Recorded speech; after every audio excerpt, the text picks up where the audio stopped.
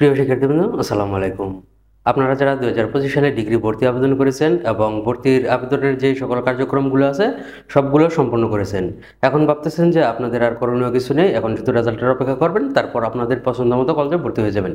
কিন্তু তার আগে সাবধান হন। আপনারা আপনাদের আবেদনে যদি ছোট্ট একটি ভুল করে থাকেন, তাহলে কিন্তু আপনাদের পছন্দের কলেজ আসার পরেও আপনারা সেই কলেজে ভর্তি হতে পারবেন না। তো তার জন্য আপনারা কিভাবে দেখবেন যে আপনাদের ভুলটি আছে কিনা, সেই বিষয়টি আজকের ভিডিওতে দেখাবো। তার আগে আপনারা যদি আমার চ্যানেলে নতুন হয়ে থাকেন, তাহলে অবশ্যই চ্যানেলটিকে সাবস্ক্রাইব করে পাশে থাকবেন এবং পেজটি ফলো দিয়ে রাখবেন। শিক্ষা সংক্রান্ত সকল গুরুত্বপূর্ণ তথ্য সবার আগে আমরাই প্রকাশ করে থাকি। শিক্ষা সংক্রান্ত যে কোনো তথ্য জানতে আমাদেরকে কমেন্ট করতে পারেন অথবা আমাদেরকে ইনবক্সে নক করতে পারেন। তো চলুন দেখাই যে আপনারা আপনাদের যে ভুলটির কথা বলেছি আমি, সেটি কোথায় দেখবেন এবং কিভাবে দেখবেন। তো চলুন প্রথমেই যাওয়া যাক আপনাদের যে আবেদনটি আছে সেই আবেদনে। তো সেই ভুলটি দেখার জন্য আপনাদেরকে প্রথমেই আবেদনে লগ ইন করতে হবে।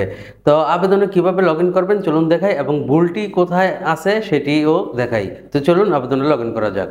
তো প্রথমেই আপনারা চলে আসবেন যে কোনো একটি ব্রাউজারে এসে সার্চ বারে লিখে দিবেন নিউ অ্যাডমিশন। তো নিউ অ্যাডমিশন লেখার পর আপনারা ইন্টারফেস করে দিবেন অথবা সার্চ করে দিবেন। তারপর প্রথম যে ওয়েবসাইটটি আসবে সেটিতে ক্লিক করবেন। সেটাতে ক্লিক করার পর আপনাদেরকে নিয়ে আসবে এরকম একটি ইন্টারফেসে। তারপর এখান থেকে উপরের যে ডিগ্রি পাস যে অপশনটি আছে এটিতে ক্লিক করে দিবেন। এটিতে ক্লিক করার পর আপনারা এখানে নিচে দেখতে পাবেন যে degree pass applicant log in click here, এটাতে ক্লিক করে দেবেন। এটাতে ক্লিক করার পর আপনাদেরকে যেই লগ ইন অপশনটি আছে সেখানে নিয়ে আসবে। তো বলে রাখা ভালো, প্রত্যেক বছরই অনেক শিক্ষার্থী এই ভুলগুলো করে, পরবর্তীতে গিয়ে ভর্তি হতে পারে না। কারণ তারা আবেদন করার পর মনে করে নিশ্চিন্ত হয়ে যায় যে আমাদের যেহেতু মেসেজ চলে আসছে এখন কলেজ আসলেই ভর্তি হতে পারবো। কিন্তু দেখা যায় যখন কলেজ আসে, তারপর যখন আবেদন ফর্মটি নিয়ে যায়, দেখা যায় যে আবেদন ফর্মে যে ভুলগুলো করেছে এই ভুলের জন্য অথবা এক্সট্রা কোনো কারিকুলাম দেখিয়েছে, তো সেই কাগজপত্রগুলো যখন চায় তখন আর দিতে পারে না, তখন তারা আর ভর্তি হতে পারে না। তো এই জন্য আসলে পরবর্তীতে অনেক ভোগান্তি পোহাতে হয়, এমনকি অনেকে ভর্তিও হতে পারে না, কারণ দ্বিতীয়বার আর আবেদন করার সিস্টেম থাকে না, বা অনেকে দ্বিতীয়বারও বলতে পারে না, প্রথমবার কলেজে আসে না এইসব কাগজ উল্টাপাল্টা কোঠা দেওয়ার কারণে বা উল্টাপাল্টা কাজ করার কারণে।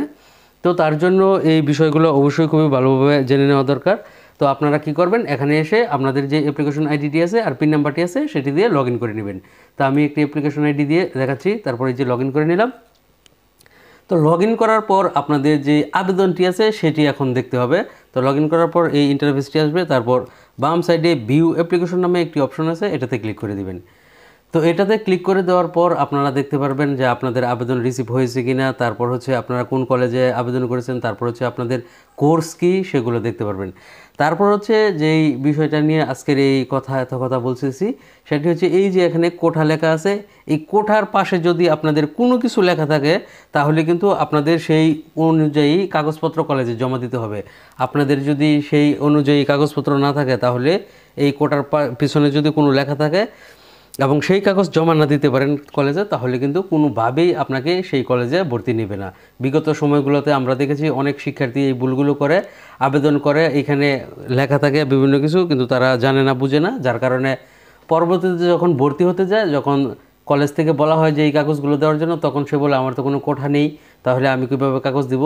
কিন্তু তখন আর ভর্তিও হতে পারে না, কিছুই হতে পারে না, কারণ আপনি বোর্ডে গেলেও এটা সংশোধন করার কোনো সিস্টেম নাই। তো এখন সময় আছে, এখন যদি আপনাদের এরকম কোনো ভুল থাকে তাহলে আবেদনটি এখনই ক্যান্সেল করে ফেলুন এবং দ্বিতীয় একটি নতুন সুন্দর করে নির্ভুল আবেদন করে ফেলুন, তাহলেই কেবলমাত্র আপনারা আপনাদের পছন্দ মতো কলেজে ভর্তি হতে পারেন। তো এই ছিল আজকের ভিডিও, সবার জন্য শুভকামনা থাকলো। আজকের জন্য এই পর্যন্তই। আসসালামু আলাইকুম।